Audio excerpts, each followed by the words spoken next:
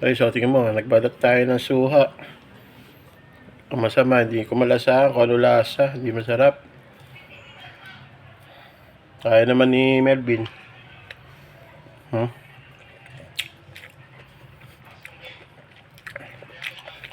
Ay, tayo mo na ito. Hindi ka ba makakain na ito? Bagay ako. Tumitikim lang ako.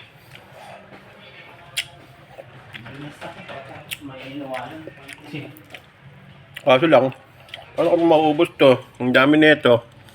Sino kaya gusto nito? Ha? Mamaya, pagdating nila ate.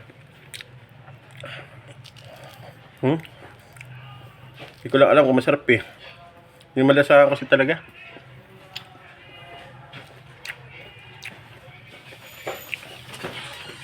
Dalabe, ingat po.